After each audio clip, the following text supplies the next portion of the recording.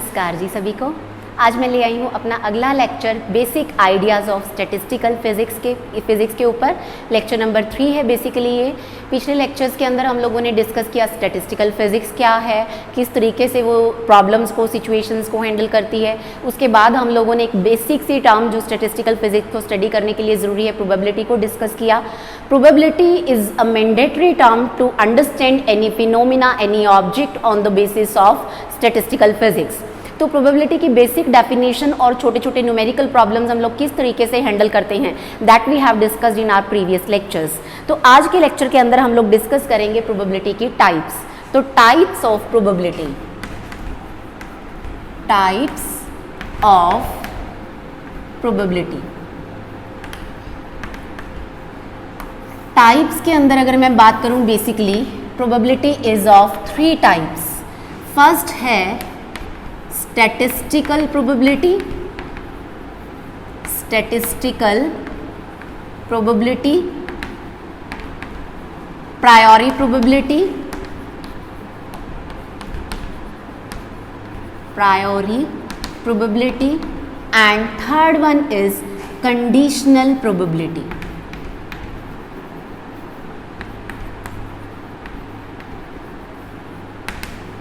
Generally what is probability, you all know, आप लोगों को पता है प्रोबेबिलिटी मीन्स चांस कि कोई पर्टिकुलर इवेंट होगा या नहीं होगा। किसी स्टूडेंट को ये लगता है कि मैं पास होऊंगा इस पर्टिकुलर सब्जेक्ट में या नहीं होऊंगा, या ओवरऑल सारे सब्जेक्ट्स में आई can pass or no, I am not sure. तो वो जो सारे चांसेस हैं those are considered in probability, वो प्रोबेबिलिटी के अंदर कंसीडर किए जाते हैं। और उसका जो मैथमेटिकल फार्मूला है, क्वांटिटेटिव डिस्कशन है, that we have already done. Number of favourable events divided by total number of exhaustive events, कि एग्जॉस्टिव इवेंट्स कितने हैं और फेवरेबल कितने हैं, दोनों की हम लोग रेशो ले लेते हैं।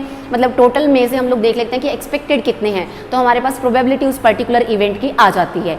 अब उसके अंदर भी फर्दर ऑन टाइप्स हैं कि आपको किस टाइप की प्रोबेबिलिटी चाहिए, आपका जो इवेंट है वो किस टाइप का है, the trial you are executing is of what type. तो इन सारी चीज़ों के बेस पे मैं कहूँ कि जो प्रोबेबिलिटी है it is of 3 types, statistical probability, priori probability and conditional probability. अब जो स्टैटिस्टिकल प्रोबेबिलिटी है, नेम से ही क्लियर है कि जिसके अंदर स्टैटिस्टिकल एस्पेक्ट्स इन्वॉल्व हैं, and statistics means collection of data, very large amount of data is present over there. तो इतना हमें यहाँ पे समझ आ रहा है कि इस प्रोबेबिलिटी के अंदर large number of data, very large amount of आप लोग कहेंगे एग्जीक्यूशंस आर इन्वॉल्व, कि ट्रायल्स बहुत ज़्यादा होंगे आपके, इवेंट्स बहुत ज़्यादा होंगे आपके, तब जाके ये प्रोबेबिलिटी हमें मिलेगी। तो statistical probability is the probability which can not be predicted before the occurrence of the event, कि इवेंट के आ जाने से पहले या ट्रायल को एग्जीक्यूट करने से पहले you can not predict it's value, आप नहीं पता लगा सकते कि क्या होगा। जैसे हेड टेल का हमने किया था, हमें पता था कि हेड के 50% चांसेस हैं, टेल के 50% चांसेस हैं if I toss a coin having head and tail on both side, दोनों साइड्स हेड नहीं, तो हम लोगों को वहाँ पे पता था। लेकिन वही कॉइन अगर मैं 10 टाइम्स टॉस करूँ, सपोज मेरे पास नंबर ऑफ ट्रायल्स हो गए या 10, मैं 10 टाइम्स कॉइन टॉस कर रही हूँ, हम लोगों ने ये भी किया कि तब हमें पता है कि एक्सपेक्टेड 5 टाइम्स हेड आना चाहिए, 5 टाइम्स टेल आना चाहिए if I am tossing the coin 10 times.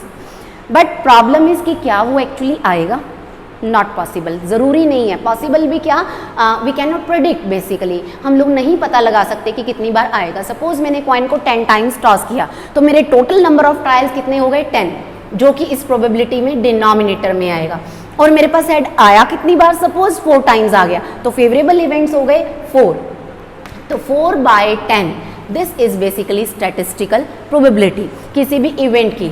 यानी कि जो फॉर्मूला हमने पीछे पढ़ा है, number of favourable events, statistical probability is nothing but ratio of number of favourable events to number of exhaustive events, कि टोटल इवेंट्स कितनी हैं उनके साथ फेवरेबल इवेंट्स को हमने रेशो में ले लिया, तो हम लोग कहेंगे कि ये स्टैटिस्टिकल प्रोबेबिलिटी है।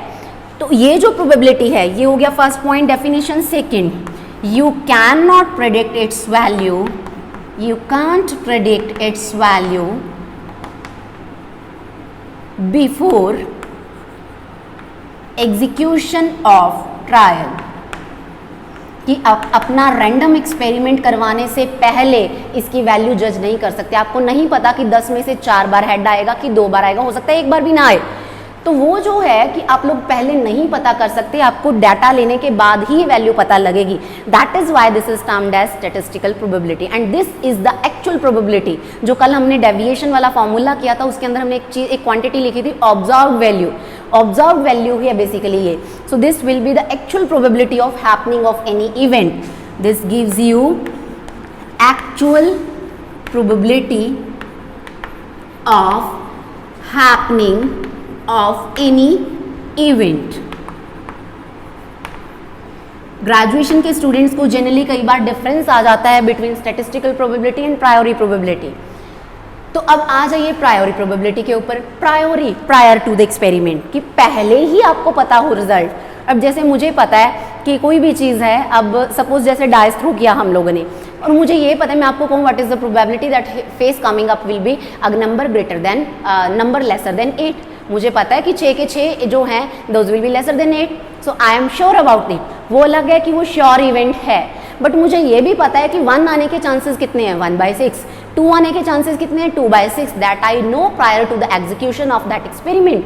तो उसको हम लोग क्या बोलेंगे, प्रायोरी प्रोबेबिलिटी। मीन्स जो प्रोबेबिलिटी, जो चांस हमें उस क्वांटिटी, उस पर्टिकुलर इवेंट के हैपन होने से पहले ही पता है, उसके अक्कर होने से पहले ही आपको पता है, that is termed as priori probability. तो इसका जो फॉर्मूला बन जाएगा that will be, priori probability का formula number of favourable events. इसको तो आपको न्यूमरेटर में रखना ही पड़ेगा।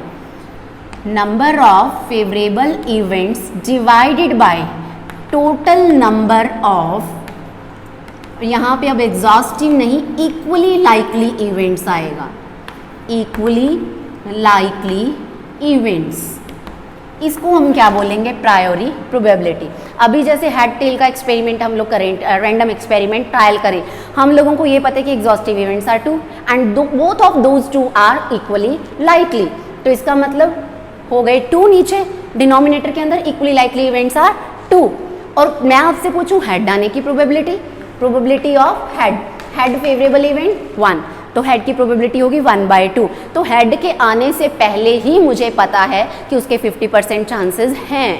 सो this is termed as I can say priori probability. अब मान लीजिए कि मेरे पास एक डाइस है, उस डाइस के ऊपर 2 को 2 बार मार्क किया गया है, 2 को मैंने 2 बार मार्क किया है। अब 2 2 बार मार्क हो गया तो इक्वली लाइकली इवेंट्स जो है वो 6 के अब इक्वली लाइकली नहीं रहे, तो आपका जो डिनोमिनेटर में number of equally likely events है दैट विल बी रिड्यूस्ड। 2 के चांसेस बढ़ गए हैं, इक्वली लाइकली कितने हैं, जो बाकी 5 हैं उन सब के, तो अब जो 2 है उसके चांसेस बढ़ गए हैं। तो ध्यान से यहाँ पे आप लोगों को सिर्फ इक्वली लाइकली इवेंट्स को ही पुट करवाना है और यहाँ पे आ जाएगा नंबर ऑफ फेवरेबल इवेंट्स। तो ये हो गई प्रायोरी प्रोबेबिलिटी। अगर मैं, ये हो गया आपका फर्स्ट पॉइंट। सेकंड, अगर आपको डिफरेंसेस लिखने इन एग्जामिनेशन तो यहाँ पे आप लिख देंगे you can predict it's value before the execution of trial, कि ट्रायल को एग्जीक्यूट करने से पहले ही आपको इसकी वैल्यू पता होगी। In case of dice I know 1/6 सबके लिए है।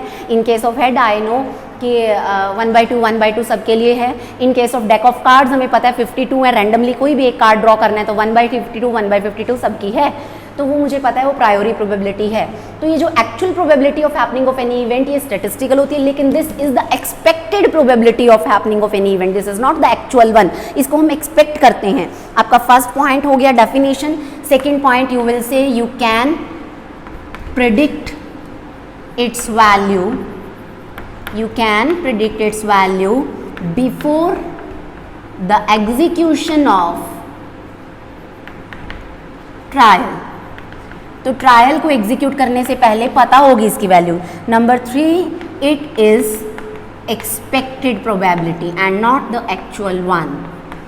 It is expected probability of occurrence of any event. तो ये दो थी statistical probability and priori probability.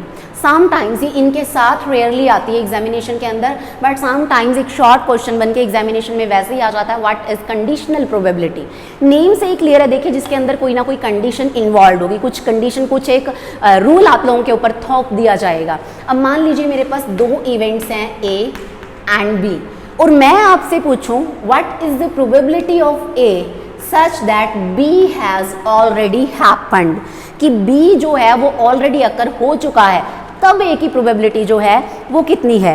अब देखिए यहाँ पे क्या है, probability of A when B is already occurred, B निकल गया, तो पहले तो हम दोनों की प्रोबेबिलिटी ले लेंगे, ए प्रोबेबिलिटी ऑफ बोथ। ये जो मैंने अभी टर्म लिखी है इस टॉपिक के इमीडिएटली बाद में आप लोगों को समझाऊंगी।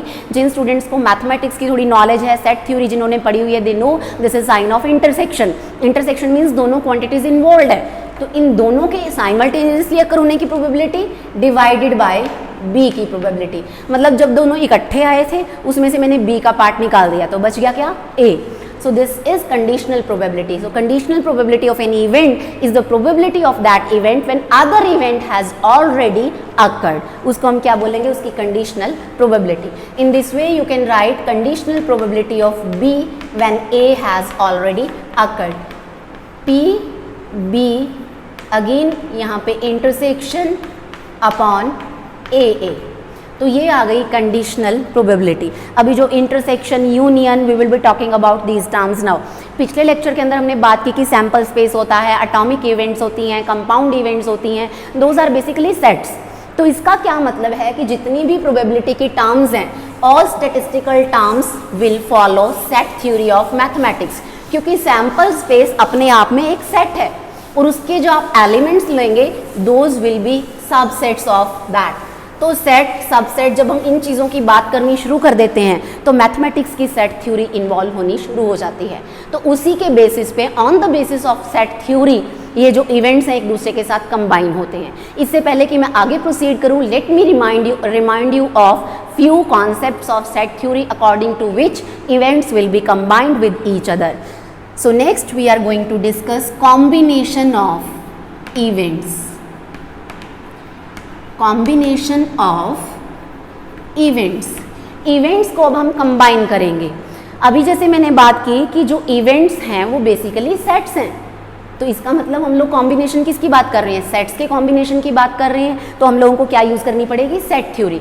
सेट थ्योरी के अंदर आप लोगों ने अलग अलग इंस्ट्रक्शंस पढ़ी हैं। First is you call it union of, union किस चीज़ की होती है, वो two events A and B. यहाँ पे हमारे पास वो इवेंट्स हैं, कोई भी दो आउटकम, जैसे हेड एंड टेल हो गई, ए और बी की जगह मैं एच एंड टी भी लिख सकती हूँ। तो यूनियन मीन्स यूनियन, कंबाइन करना, तो दोनों को क्लब करना। इसको सेट थ्योरी के अंदर ए यू बी इस तरीके से इसको लिखा जाता है। इसका मतलब क्या होता है कि means either event A is there or event B is there, either A or B, and we generally use it for mutually exclusive events. अब ध्यान से, सेट थ्योरी आप लोगों के दिमाग में है, उस सेट थ्योरी को हम लोग स्टैटिस्टिकल फिजिक्स के अंदर फिट करने की कोशिश कर रहे हैं। बिल्कुल उसी तरीके से सेट थ्योरी में ए यूनियन बी का मतलब क्या होता है कि ये एक वो वाला सेट है जिस सेट के अंदर चाहे ए चाहे बी आप सबको क्लब इकट्ठा कर सकते हैं। मतलब ए या बी दोनों में से कोई एक प्रेजेंट हो जाए तो हमारा काम चल जाएगा। तो यही ईदर ए और बी, तब हम लोग यूज़ करेंगे इस टर्म को। ए यूनियन बी कहा जाता है इसको मैथमेटिक्स के अंदर, और सिंबल इसका क्या लिखा जाता है, यू। उसके बाद अगर मैं बात करूं intersection, intersection of A and B, intersection,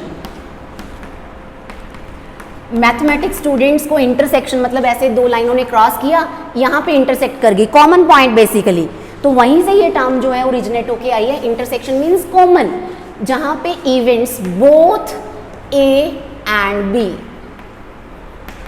जैसे ये लाइंस क्रॉस की इस पॉइंट के ऊपर, ए की वैल्यू भी होगी बी की वैल्यू भी होगी, इसीलिए इसको हम लोग क्या बोलते हैं, इंटरसेक्शन। दोनों ए एंड बी जो है वो इन्वॉल्व इसके अंदर होंगे, intersection of A and B. अब देखिए जो यूनियन एंड इंटरसेक्शन है, these are commutative with each other. Set theory का थोड़ा सा कॉन्सेप्ट है, intersection and union, union and intersection are commutative with each other. इससे पहले ये देखिए इंटरसेक्शन का जो सिंबल है, ये सिंबल यू लेटर को आपने उल्टा करके लिख दिया, दिस वन, इस तरीके से यू को उल्टा लिख दिया है। इसको उल्टा यू नहीं बोला जाता, इसको इंटरसेक्शन बोला जाता है। ए इंटरसेक्शन बी, ये तो वही बात हो गई कि एक बार क्या होता है, हरियाणा के एक गांव के अंदर, बहुत बैकवर्ड एरिया, बहुत ऐसा गांव होता है, छोटा सा एक जोक है कि वहाँ के जो स्टूडेंट्स होते हैं they want to be started, वो नहीं पढ़ना चाहते। तो वहाँ पे गवर्नमेंट क्या करती है या बोर्ड क्या करता है, बार बार अलग अलग टीचर्स की ड्यूटी लगाते हैं कि चलो जी आप पढ़ा दो, and every teachers get fail, कोई भी उनको नहीं पढ़ा पाता है। तो उसके लिए क्या चीज़ की हुआ कि एक बार एक टीचर ने रिस्पॉन्सिबिलिटी ली कि आई विल टीच देम, मैं उनको पढ़ाऊँगा। टीचर कम्युनिटी है ही ऐसी, they are always ready to take risk. तो उस टीचर ने क्या किया कि वो वहाँ पर चला गया and he try to observe minutely their activities. उन्होंने उस गांव के लोगों की एक्टिविटीज़ को ऑब्जर्व करना शुरू किया एंड दे से कि अगर ये लोग किसी लेडी के बारे में कभी बात करते हैं, they wanted to talk about, but वो लोग बात उसका नाम लेके नहीं करते हैं, है ना, आत्माराम की बहू, सीताराम की बहू, इस तरीके से बात करते हैं। तो उनको लगा कि मैं इसी लैंग्वेज में इनको बड़ी आसानी से सिखा सकता हूँ। तो उन्होंने नेक्स्ट डे आके उनको ABC सिखानी शुरू की। A फॉर आत्माराम की बहू, B फॉर भीमसेन की बहू, C फॉर छतर सिंह की बहू। तो इस तरीके से स्टूडेंट्स बड़े इम्प्रेस हुए और दे वर एबल टू लर्न, उनको लर्न हो गया। तो इसी तरीके से एक दिन इंस्पेक्शन के लिए स्कूल में आए और कहा तो चलो बताओ जी आपने अपने स्टूडेंट्स को कितना सिखाया है। टीचर सेड कि हाँ जी मैंने सिखाया है। अब प्रॉब्लम ये थी कि टीचर ने सिर्फ M तक ही उनको सिखाया था, उससे आगे अभी नहीं सिखा पाए थे वो। तो आके जो इंस्पेक्शन के टीम वाले थे उन्होंने क्या किया, बोर्ड के ऊपर ये सिंबल लिख दिया, you recognize it, this is W। तो एक स्टूडेंट फटाफट से खड़ा हुआ, जी मुझे आता है। तो उसको खड़ा कर दिया, हाँ जी बताओ क्या है। कहता जी लग है तो मन है कि बहू है, पर या उल्टी क्यों लटका रखी है। तो सॉर्ट ऑफ आप लोगों को ये नहीं करना है कि उल्टा यू है, this is sign of intersection. तो वापस आ जाइए, union and intersection are commutative. Commute का मतलब होता है अदल बदल, कि एक दूसरे को उल्टा पुल्टा लिख दें, doesn't matter. A union B is always equal to B union A and similarly A intersection B is equal to B intersection A। तो ये सेट थ्योरी के जो रूल्स है, इसके अलावा एसोसिएटिव रूल होता है, एक डिस्ट्रीब्यूटिव रूल होता है। I will not go into deeper into these topics. तो ये जो है सारे के सारे रूल सेट थ्योरी के यहाँ पर फॉलो किए जाते हैं। एक चीज़ जो यहाँ पे बतानी ज़रूरी हो जाती है, that is exclusion of one if other is present और inclusion of one if other is excluded. तो कॉम्प्लीमेंट जो है, difference of A and B जैसे हम लोग बोल देते हैं, उसको A इस तरीके से / B इस तरीके से रिप्रेजेंट किया जाता है। इसका मतलब है कि A हो रहा है, B नहीं हो रहा है। That means A occurs but B not occurred। अभी जैसे मैंने आप लोगों ने देखा था कंडीशनल प्रोबेबिलिटी में A B कुछ इस तरीके से लिखा था, probability of B A when B has already occurred, कि B का काम हो गया खत्म, अब वो नहीं है, इज इक्वल टू हम लोगों ने क्या लिखा था, A इंटरसेक्शन B, दोनों बोथ A एंड B जब दोनों प्रेजेंट थे उनकी प्रोबेबिलिटी डिवाइडेड बाय B के प्रेजेंट होने की प्रोबेबिलिटी निकाल दी बाहर, बची किसकी, A की। तो in this way set theory is used here. अब देखिए क्या है, उसके बाद आ जाती हैं कि प्रोबेबिलिटी के थ्योरम्स।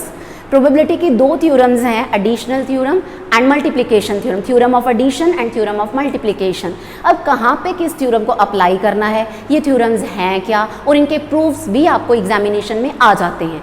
तो आज हम लोग थ्योरम्स के प्रूफ्स डिस्कस करेंगे, उसके बाद बेसिकली नेक्स्ट लेक्चर्स के अंदर हम actual meaning of these theorems and how to implement these theorems to solve various problems based on probability we will be discussing. तो आज का दिन हम इसके बाद का हम लोग यूटिलाइज करेंगे टू प्रूव दीज थ्योरम्स, क्योंकि अदालत सबूत मांगती है। जब तक आप लोग प्रूफ नहीं देंगे तब तक बात नहीं बनेगी। और एग्जामिनेशन के पॉइंट ऑफ व्यू से BSc स्टूडेंट्स को ये जो थ्योरम्स हैं these are very very important. बहुत बार एग्जामिनेशन में आ जाता है कि what are various theorems of probability और discuss the ways in which probability can be combined, कि अगर आपके पास अलग अलग इवेंट्स हैं, आप प्रोबेबिलिटी को कंबाइन कैसे करेंगे, वेदर यू विल ऐड और सब्ट्रैक्ट और मल्टीप्लाई और डिवाइड, आपको क्या करना है।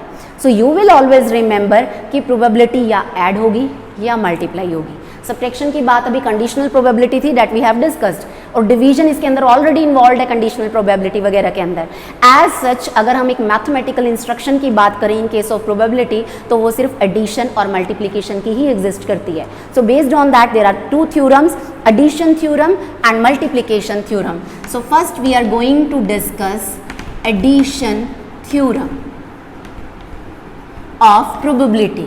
प्रोबेबिलिटी के थ्योरम्स के अंदर addition theorem of probability. And this आपको ये पता होना चाहिए कि वो प्रोबेबिलिटी की थ्योरम कहाँ लगती है और कैसे लगती है। आज हम लोग क्योंकि प्रूफ डिस्कस कर रहे हैं तो थोड़ा सा आप लोगों को लग रहा होगा कि we will have to learn these things, लेकिन जैसे ही मैं इसके न्यूमेरिकल्स करवाऊंगी, इसकी प्रॉब्लम्स करवाऊंगी, you will be able to understand the real concept. तो आप लोगों को अपने आप इंप्लीमेंट करना आ जाएगा और ये डेफिनेशन ऑफ प्रूफ भी तब एकदम से आपके दिमाग में फ्रेश हो जाएंगे। तो देखिए, for mutually exclusive events, if you are having two mutually exclusive events, mutually exclusive events कौन से होते हैं? एक दूसरे के जानी दुश्मन, कि अगर एक प्रेजेंट है तो दूसरा डेफिनेटली एब्सेंट होगा। फॉर म्यूचुअली एक्सक्लूसिव इवेंट्स, एक बहुत बड़ा इवेंट आप कर रहे हैं, उसके अंदर सब पार्ट्स हैं और वो सब पार्ट्स आपस में म्यूचुअली एक्सक्लूसिव हैं। म्यूचुअली एक्सक्लूसिव मतलब एक आएगा तो दूसरा नहीं आएगा, दूसरा आएगा तो पहला नहीं आएगा। तो म्यूचुअली एक्सक्लूसिव इवेंट्स के केस में प्रोबेबिलिटी आप लोगों के पास मान लीजिए वही दो इवेंट्स हैं A and B, probability of occurrence of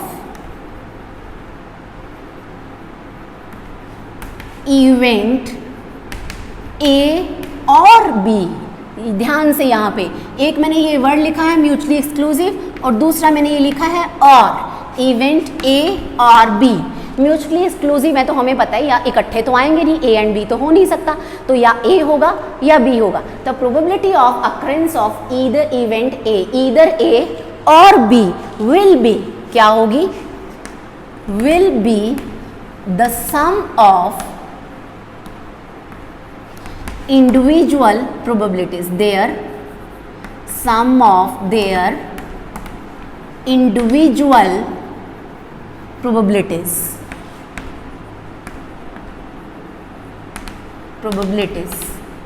तो देखिए ए और बी कुछ इस तरीके से लिखते हैं इसको हम, it will be equal to P A plus P B.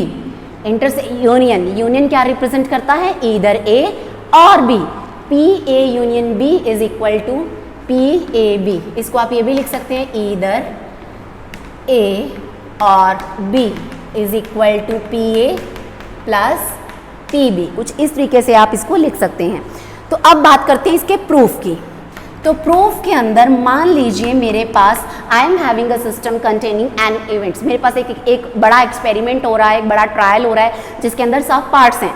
वो जो सब पार्ट्स हैं उसके अंदर मान लीजिए कि जो n1 है, n1 leads to result 1, n2 leads to result 2, n3 leads to result 3 and so on, n leads to result n। वो टोटल इवेंट्स मेरे पास n है। तो मुझे समझ आ रहा है ये n1 plus n2 plus n3 and total सबका क्या होना चाहिए? n होना चाहिए।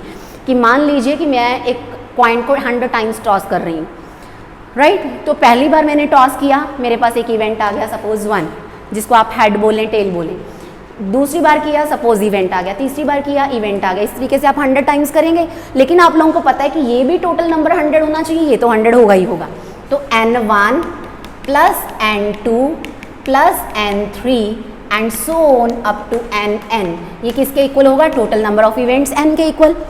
मैंने क्या किया, इसको थ्रू आउट n से डिवाइड कर दिया। So dividing it throughout by n on both sides, तो ये क्या बन जाएगा? n1 upon n। देखिए probability of 1, this is probability of 2, this is probability of 3। n1 इतनी बार आया, ये 1 n टाइम आया, ये इसके फेवरेबल इवेंट्स हो गए, ये टोटल इवेंट्स हो गए, फेवरेबल अपॉन टोटल इसकी probability and so on up to Pn is equal to 1। इसको हम क्या लिख सकते हैं? Summation i 1 to n Pi is equal to 1। इसको हम नॉर्मलाइजेशन कंडीशन भी कहते हैं। This is also termed as theorem of normalisation और normalisation condition. I am again repeating, this equation is termed as normalisation condition. Normalisation मतलब इन सारी probabilities का सम किसके इक्वल होगा? 1 के इक्वल होगा। ये तो मैंने चलो बात की n इवेंट्स की, हम लोगों को बात करनी है 2 इवेंट्स की। तो हमारे पास वही दो हैं, n a और b। मान लीजिए टोटल है मेरे पास n और ये टोटल किसके इक्वल है? n a plus n b। उसके अंदर a n a टाइम्स आया और b n b टाइम्स आया और टोटल मैंने n टाइम्स एक्सपेरिमेंट परफॉर्म किया। उसी तरीके से फिर इसको मैं n से डिवाइड कर दूं, nb by n is equal to 1। This is probability of a and this is probability of B is equal to 1 means total probability, और इस टोटल प्रोबेबिलिटी को हम क्या बोल रहे हैं, पी ए यूनियन बी। तो in this way we have proved, यहाँ 1 को आप लोग क्या लिख सकते हैं, P A union B which is total probability, तो it is P A plus P B. तो हमने एडिशन थ्योरम का जो प्रूफ है वो डिस्कस कर लिया है। सो इसको किस तरीके से, ये जो था ये सारा म्यूचुअली एक्सक्लूसिव था। अब कोई मेरे जैसा अड़ियल बैठा हो और आपसे पूछे कि बताओ भैया अगर इवेंट्स म्यूचुअली एक्सक्लूसिव नहीं होंगे तब आप इस थ्योरम को कैसे लगाएंगे, then what will be the result. तो आप लोगों को क्या करना पड़ेगा, इसी को थोड़ा सा आपने मॉडिफाई कर देना है। For non mutually exclusive events P A plus P B, तो उन दोनों का कॉमन पार्ट इसमें से बाहर निकाल दो बस। हमें तो या ए चाहिए या बी चाहिए, ए आने की पूरी प्रोबेबिलिटी लिखी, बी आने की पूरी प्रोबेबिलिटी लिखी, दोनों की आ गई, कॉमन वाला पोर्शन हमने सब्ट्रैक्ट करा दिया, तो हमारे पास क्या आ जाएगा, ये जो पोर्शन है this is addition theorem for mutually exclusive events and this is addition theorem for events which are non mutually exclusive, जो नॉट म्यूचुअली एक्सक्लूसिव है, म्यूचुअली एक्सक्लूसिव इवेंट्स नहीं हैं उनके लिए ये हो जाएगा। So second one is multiplication theorem. Multiplication theorem,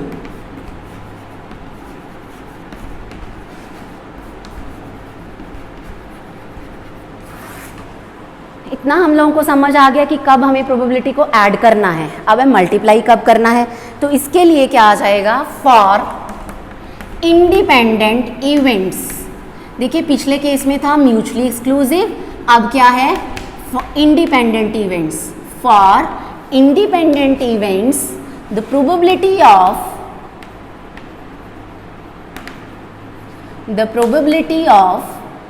आप लोगों के पास वही दो इवेंट्स हैं A and B, suppose occurrence of two events,